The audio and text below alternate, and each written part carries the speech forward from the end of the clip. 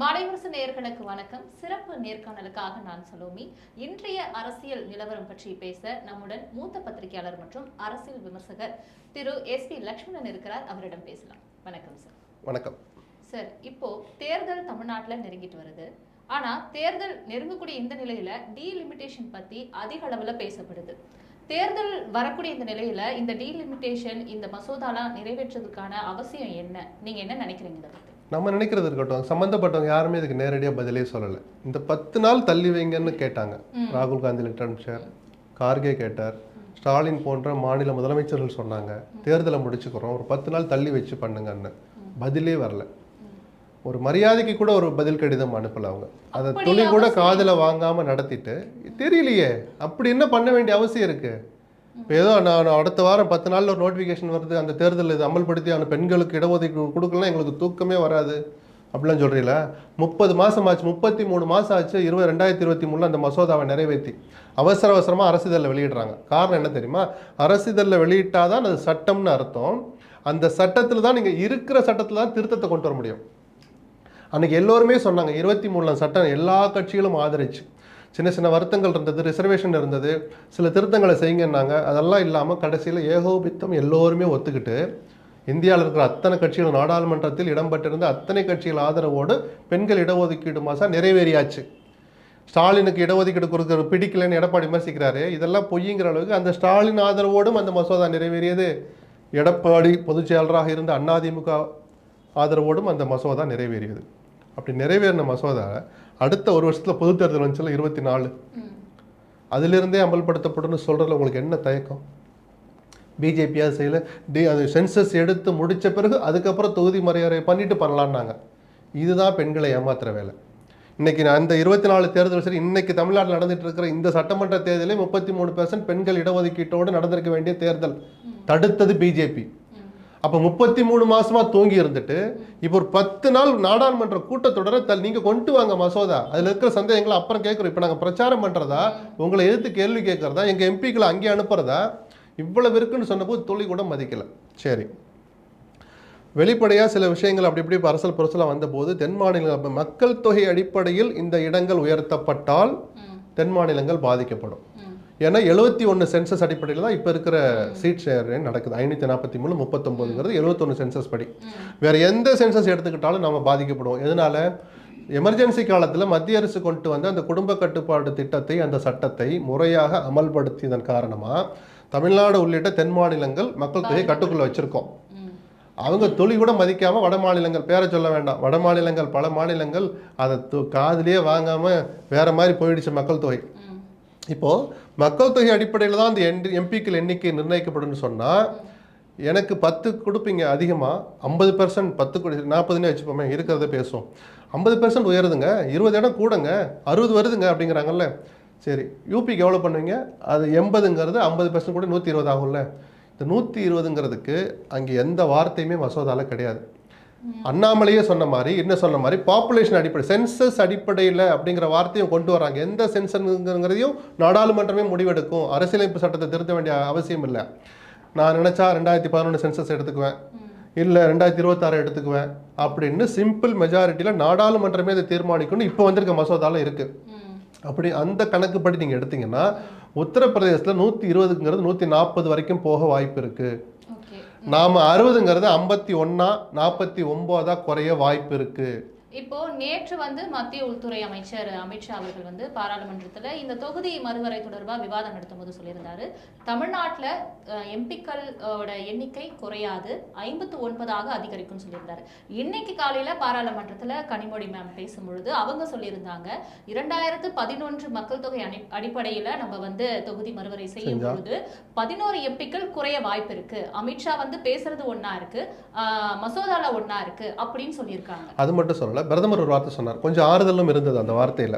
எந்த மாநிலத்துக்கும் எந்த விஷயத்தாலும் அநீதி இழைக்கப்படாது அப்படின்னு சொன்னார். சொல்லிட்டு கூடுதல் என்ன சொல்றார், நாடாளுமன்றத்தில் அமர்ந்து கொண்டு ஒரு குறிப்பிட்ட பகுதியை மட்டும் நினைச்சு கவலைப்பட முடியுமா அப்படின்னு ஒரு டிஸ்க்ளைமர் மாதிரி ஒரு வார்த்தையை போறார். அதுக்கு என்ன அர்த்தம்? அதுதான் பயமா இருக்கு. பிஜேபியினுடைய கடந்த கால வரலாறு எடுத்து பார்த்தா இவங்க எதையும் செய்ய துணிவாங்க, எந்த மோசடியையும் எந்த திருட்டுத்தனத்தையும் ஈஸியா செய்வாங்க. அரசியல் ரீதியா திருட்டுத்தனம்னா என் பேக்கெட்ல இருக்க காசு எடுத்துட்டு ஓடுறது இல்லை, ஒரு மாநிலத்தை எதேச்சதிகரமாக நினைச்சு ஏறி மிதிக்கணும்னா மிதிச்சுட்டு போய்கிட்டே இருப்பாங்க. கூச்சமே படமாட்டாங்க, வெக்கமே படமாட்டாங்க. சட்டங்களா இருக்கட்டும். அப்போ நான் என்ன சொல்றேன், மோடி சொன்னதையும் அமித்ஷா சொன்னதையும் ஒரு பிரதமர் ஒரு உள்துறை அமைச்சர் சொல்றதை நம்ம மதிக்கிறோம். அதுல ஒரு வார்த்தையாவது மசோதால ஏன் சேர்க்க மாட்டீங்க? வாயில சொல்லிட்டு போயிருவீங்க, ஏன் மசோதால சேர்க்க மாட்டீங்க? விகிதாச்சார அடிப்படையில் தான் அந்த கூடுதல் இடங்கள் பகிர்ந்தளிக்கப்படும் சொல்றாருல 50%. அதுல இருக்கா? மசோதால இல்ல. ஏன் சேர்க்க மாட்டீங்க? அப்ப நீங்க வாயில சொல்லிட்டு போயிடுவீங்க, மசோதாவை நிறைவேற்றி சட்டமாக்கிடுவீங்க, அப்புறம் ஒரு பேர் கேள்வி கேட்க முடியாது. இப்பவே கேட்க விட மாட்டீங்க. இப்ப கேட்டா பிரிவினைவாதங்கிறாங்க. தனிநாடு கேட்கறதுக்கு ஸ்டாலின் தூவம் போற எங்க சொன்னார்? அப்படி சொன்னா வெளிப்படையா சொல்ற துணிச்சல் ஸ்டாலினுக்கும் இருக்கு, உங்களுக்கு எனக்கு எல்லோருக்குமே இருக்கும். நாம வஞ்சிக்கப்பட்டால் நம்மளுடைய உரிமையை கேட்கிறோம். பாதிக்கப்படுறதா எங்களுக்கு ஒரு பயம் இருக்கு, பீதி இருக்கு, அதை தெளிவுபடுத்துங்கன்னா ஒருத்தர் கூட நேரடியாக பதில் சொல்றதில்ல. அண்ணாமலை ஓடோடி வந்து விளக்கம் சொன்னார்ல, இல்லை எனக்கு வந்த தகவல் இது சென்சஸ் படிலாம் இல்லை அப்படின்னு. 2011 சென்சஸ் படி நடக்கணும், அது டிராஃப்டில் இருக்குது. அதுக்கப்புறம் இல்லை தவறுதலாக வந்துருச்சு, நாங்கள் மாற்றிக்கிறோங்கிறாங்க. அண்ணாமலை குறைஞ்சபட்ச வருத்தம் தெரிவிக்கணும்ல, தெரிவிக்கல. சரி, அண்ணாமலை விடுங்க, நயனா நாகேந்திரன், தமிழிசை, வானதி, ராஜா, யாராவது ஒருத்தர் அல்ல அவங்கவுங்க ட்விட்டர் ஹேண்டில்லையாவது தமிழ்நாட்டுக்கு அநீதி இழைக்கப்பட மாட்டாது, எங்களை நம்புங்க, ஒரு வார்த்தை யாராவது ட்விட்டு போட்டிருக்காங்களா? இல்லை நான் எதுவும் பார்க்க விட்டேனா? இதை கூட சொல்லணும். அப்புறம் உங்களுக்கு எதுக்கு தமிழ்நாட்டில் அரசியல்? ஏங்க பயத்தில் பீதியில் இருக்கிறோம், நம்ம உரிமை பறிபோக போகுது. இன்னைக்கு நம்பர் குறைஞ்சு நம்மளும் இருக்கிறத விட குறைஞ்சு யூபி போன்ற வட மாநிலங்கள் இருக்கிறதை விட வரவேண்டியதை விட உயர வேண்டியதை விட மேலும் உயர்ந்தால் அந்த கேப் ரொம்ப அதிகமாகும். நம்ம குரலுக்கு மதிப்பே இருக்காது. குரல் இருந்தும் குரலற்றவர்களாக மாறுவோம்னு நம்ம இவ்வளவு கதறமே, ஆறுதலா ஒரு வார்த்தை கூட சொல்லலை. ஆனா பிஜேபி சார்ந்தவங்களும் சரி, பிஜேபி கூட்டணியில் இருக்கிற அதிமுகவா இருக்கட்டும், அவங்கள என்ன சொல்லிட்டு இருக்காங்க அப்படின்னா 33% இடஒதுக்கீடு வந்து இவங்களுக்கு வந்து பொறுக்கல, அதனால திசை திருப்புறாங்க அப்படின்ற மாதிரி ஒரு இல்ல. இதுதான் மக்களை திசை திருப்புறது, மக்களை முட்டாளாக்குறது. அந்த இதுக்கு என்ன சம்பந்தம் இருக்கு? இதே திமுக இது எல்லா கட்சிகளும் இதை உடனே அமல்படுத்துங்கள்ல கேட்டாங்க. சட்டமாக்கிட்டாய் கையில வச்சுக்கிட்டு என்னத்துக்கு வேடிக்கை பாக்குறீங்க? சென்சஸ் வர்றப்போ வரட்டும். 543 இருந்தா 200 இடமா இருந்தா 100 இடம் இருந்தால் 33 இடம் பெண்களுக்கு கொடுத்துட்டு போண்டியானே. எதுக்கு சென்சஸ் வரைக்கும் வெயிட் பண்றீங்க? அந்த யோகியமற்ற தனத்தை மறைப்பதற்கு இன்னைக்கு அடுத்தவங்க மேல பழி போடுறாங்க. இப்ப அவசர அவசரமா அரசியல் வெளியிடுறாங்க. இது அமல். இப்ப நாளையில இருந்து எந்த மாநிலங்கள்ல அசம்பிளி தேர்தல் நடந்தால் புது நோட்டிபிகேஷனோட 33% அமலுக்கு வந்தாச்சு. அது இந்த திருத்தத்துக்காக அவசர அவசரமா நேற்று அரசியல் வெளியிடுறாங்க. 33 வருஷமா ஏன் வெளியிட? ஒரு 1.5 மாசம் முன்னாடி வெளியிட்டு இருந்தீங்கன்னா தமிழ்நாட்டில் இன்னைக்கு 33% அமல்ல வந்திருக்குமே. 33% பெண்கள் அசம்பிளிக்கு போயிருப்பாங்களே, ஏன் தடுத்தீங்க? இந்த துரோக முகத்தை முதல்ல தோலுரிச்சு காட்டணும் மக்கள் முன்னாடி. பிஜேபி என்கிற ஒற்றை கட்சி செய்த துரோகம் இது. நேற்று மத்திய உள்துறை அமைச்சர் பேசும்பொழுது 2029 தேர்தலுக்கு பிறகுதான் இந்த இப்போ நிறைவேற்ற இந்த மசோதாக்கள்லாம் வந்து அதன் அடிப்படையில தான் வந்து தேர்தல் நடக்கும், அந்த இடஒதுக்கீடு எல்லாம் அப்ப அமலுக்கு வரும் என்ற மாதிரியும் சொல்லியிருந்தாரு. சொன்னார்ல. அப்போ 29 அமல்படுத்துறதுக்கு இன்னும் சென்சஸ் இப்போ தான் தொடங்க ஆரம்பிச்சிருக்கிறாங்க. ஒரு ஃபேக்டர் தான் இப்போ முதல் செட்டில் கேள்வி கேட்க ஆரம்பிச்சிருக்கிறாங்க. 27 வரைக்கும் நடக்க போகுது சென்சஸ். 27ஆம் வருஷம் தான் நோட்டிஃபிகேஷன் வரும். இவ்வளோ பேர் மக்கள் இருக்காங்க, இந்த ஜாதி, இவ்வளோ வீடு, இவ்வளோ படிச்சிருக்கான்ற விவரம்லாம் 27 எண்டு கிட்ட வரப்போகுது. அது அமலுக்கு வர்றது 29 தானே. இந்த நாடாளுமன்றத்தில் ஒரு 10 நாள் தள்ளி வைங்கன்னு கேட்டப்போ அப்போ எவ்வளவு ஒரு சர்வாதிகாரம், அது எதேச்சதிகாரம். இது 10 நாள் தள்ளி வச்சு இதே மசோதா நிறைவேற்றுங்க, டிஸ்கஸ் பண்ணுங்களேன். இந்த அவசரம் ஏன்? அப்போ தேர்தல் ஆதாயம் தேட நினைப்பது திமுக அல்ல. திமுக தான் தள்ளி வைங்கன்னு கேட்குறாங்க. பிஜேபிக்கு தான் அந்த எண்ணம் இருக்கு. ஆனால் இதுக்கெல்லாம் விழுகிற மக்கள் தமிழ்நாட்டு மக்கள் அல்ல. புரியுதானா? ரொம்ப ரொம்ப அவங்க தெளிவாக இருக்கிறாங்க. என்னன்னா, இன்னைக்கு ஒரு பேப்பர் படிச்சும்போது எனக்கே ஒரு எரிச்சல் ஆயிடுச்சு. இவ்வளவு கேள்வி நம்ம கேட்குறோம், விளக்கம் கேட்டால் படிப்பறிவு இல்லாதவங்கன்னு சொல்றாரு பியூஷ் கோயல். இன்னொரு விளக்கத்தை கேட்டால் முதலமைச்சர் தனிநாடு கேட்டு பிரிவினைவாதத்தை தூண்டுறாங்கிற தேஜஸ்வி சூர்யா, அவரெல்லாம் தூக்கி தூர போடணும். ஒரு துளி கூட மதிக்கணும்னு அவசியம் கிடையாது.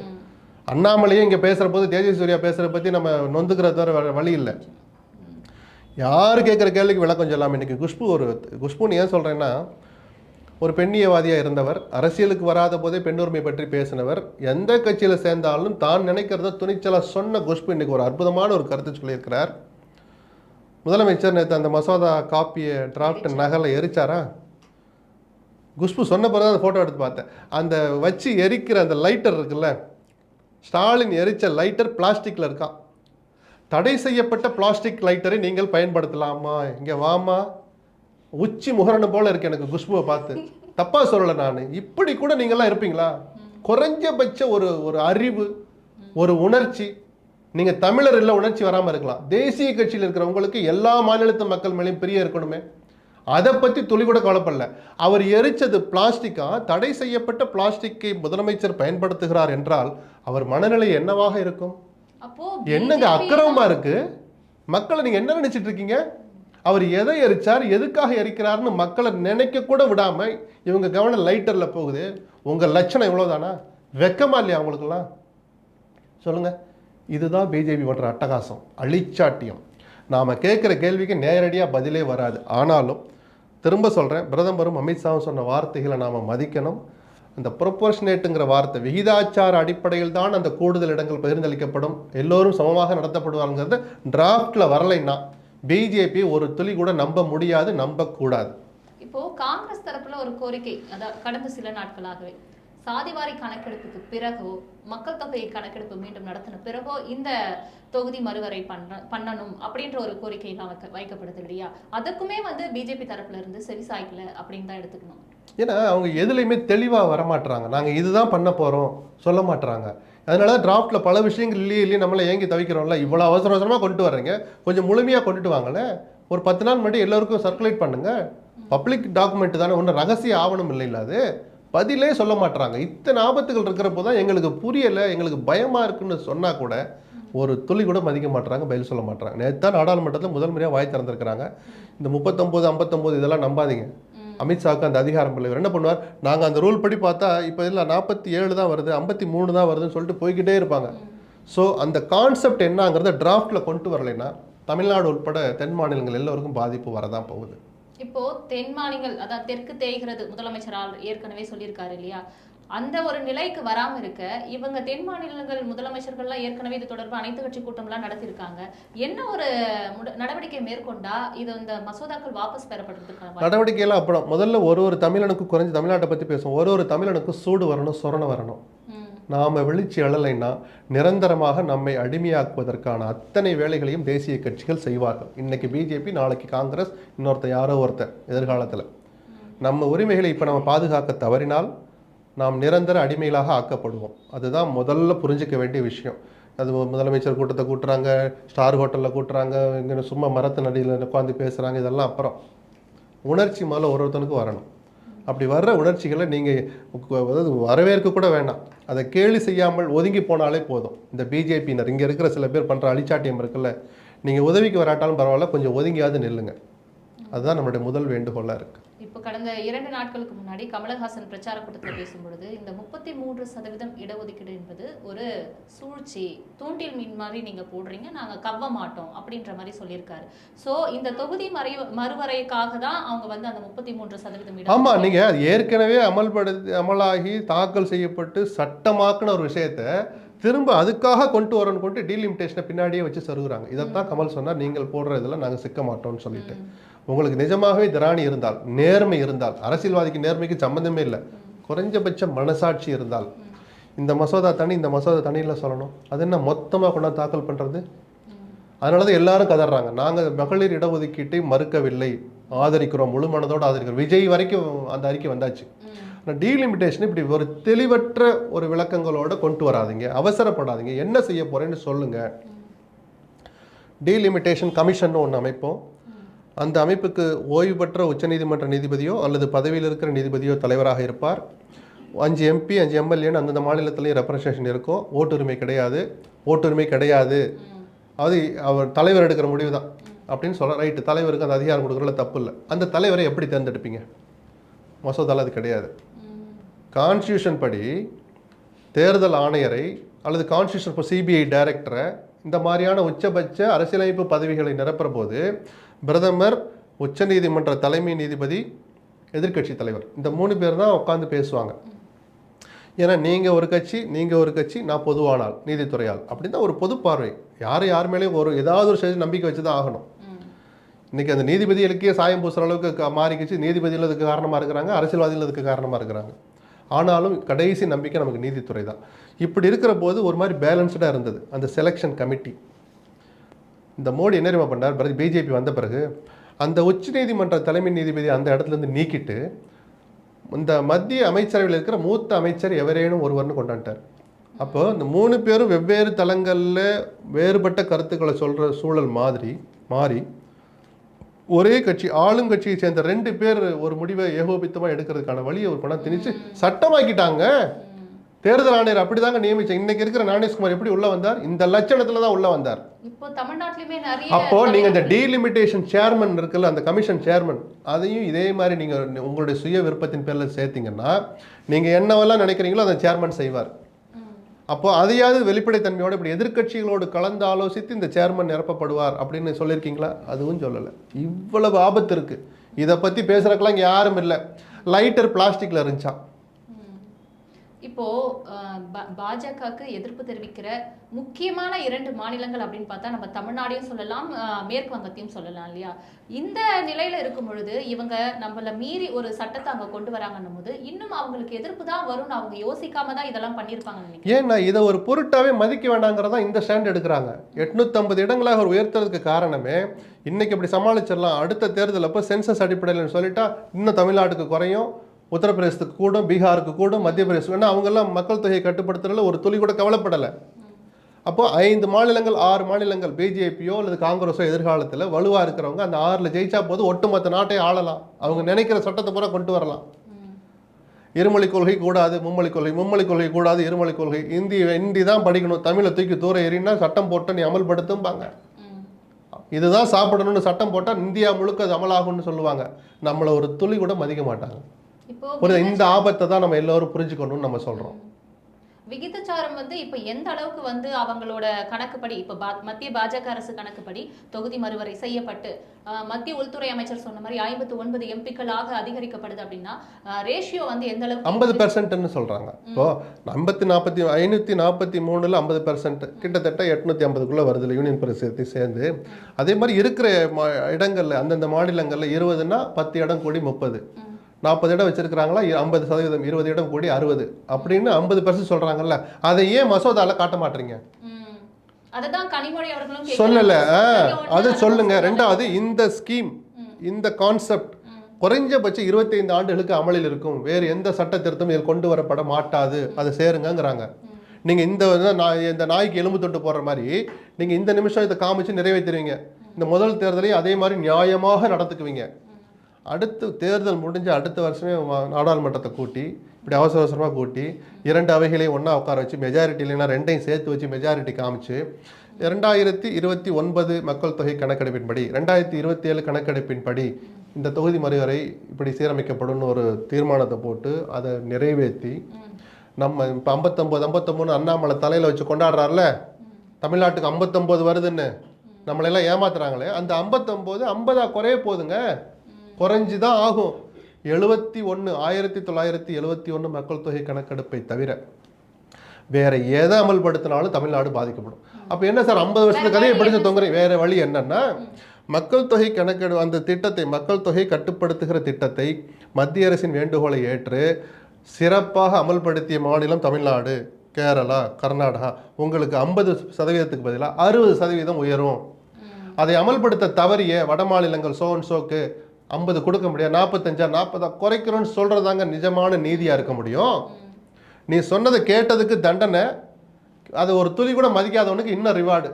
இது அக்கிரமம் இல்லையா? அண்ணாமலை மனசாட்சியை திறந்து சொல்லணும். குஷ்பு வீதிக்கு வந்து இதுக்கு ஒரு விளக்கத்தை சொல்லணும். லைட்டர் பிளாஸ்டிக்கா மெட்டலான்னு சொல்றலாம் தூக்கி தூரம் போட்டுட்டு இப்படி ஒரு ஆபத்து இருக்கா இல்லையான்னு மனசாட்சியோட குஷ்பு வந்து வெளியில சொல்லணும். ஒருவேளை இப்போ கடந்த சில நாட்களாவே எந்த சட்டங்கள் எந்த மசோதாக்கள் இருந்தாலும் நம்ம எம்பிக்கள் வந்து எதிர்ப்பு தெரிவிச்சாலும் கூட அங்க வந்து அது வந்து நிறைவேற்றப்படுது இல்லையா? அவங்க வந்து எம்பிக்களின் எண்ணிக்கை அதிகமா இருக்கிறதுனால நிறைவேற்றப்படுது. இப்போ இந்த தொகுதி மறுவரையா இருக்கட்டும், இல்ல 33% பெண்கள் இடஒதுக்கீடா இருக்கட்டும் நிறைவேற்றப்பட்டால் எதிர்காலத்துல வரக்கூடிய தேர்தல்கள்ல என்னென்ன நடைமுறைகள்லாம் என்னென்ன மாற்றங்கள் இருக்கும்? இல்ல, ஒரே நல்ல விஷயம், பெண்களுக்கு 33% கிடைக்குங்க. உங்களுக்கு பிடிக்குதோ பிடிக்கலையோ ஒரு தைரியம், துணிச்சல் வர வைக்கலாம். நீங்க இன்னைக்கு இவ்வளவு வளர்ந்த சமூகத்துல கூட பெண்கள் அரசியலுக்கு வர்றதுக்கு தயங்குறதும் இருக்கு. அதுக்கு சில தலைவர்களும் காரணம், சில கட்சிகளும் காரணம். அதையெல்லாம் தள்ளி வச்சுட்டு கம்பல்சரியா வந்துட்டாங்கன்னா அது ஒரு பழக்கமா மாறிடும். சரி, நம்மளும் அரசியலுக்கு வரலாம், நமக்கான இடம் உறுதிப்படுத்தப்பட்ட இடம் இருக்கின்ற துணிச்சல் அவங்களுக்கு வந்துடும். அதை தவிர வேற என்னவெல்லாம் ஆபத்து வரும்னா, அந்தந்த நேரத்தில் ஆட்சியாளருடைய மனநிலை, ஆட்சி யார் பண்றாங்கிறது பொறுத்து ஆபத்து நம்மளை சூழும். சென்சஸ்ன்னு ஒன்று எடுத்துட்டாங்கன்னா இந்த பிரச்சனை வரும். அல்ல, வாஜ்பாய் சொன்ன மாதிரி 2001 என்ன பண்ணார், இதே மாதிரி பிரச்சனை வந்துச்சு. அன்னைக்கு நம்ம கிட்ட கண்ட்ரோல் இருந்தனால திமுகவுக்கு பயந்து திமுக சொன்னாங்க, இப்போ நீங்கள் எடுத்தீங்கன்னா நாங்கள் பாதிக்கப்படுவோம்னாங்க.